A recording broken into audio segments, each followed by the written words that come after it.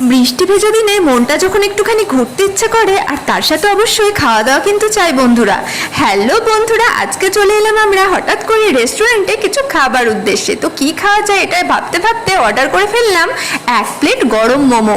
তো মোমোটা একদম ধোয়া ওঠা, জাস্ট অসাধারণ খেতে। আর দেখুন 5 পিস মতো এখানে মোমো দিয়েছে, আর তার সাথে রয়েছে চাটনি আর স্যুপস। মোমোটা দেখলেই বুঝতে পারবেন আপনারা, সত্যি অসাধারণ ছিল মোমোটা। একদম মোমোর ভেতরে দেখুন মশলার ঠাসা, আর অনেক পরিমাণ, কিন্তু দামটাও খুব কম, মাত্র 50 টাকায় 5 পিস মতো মোমো।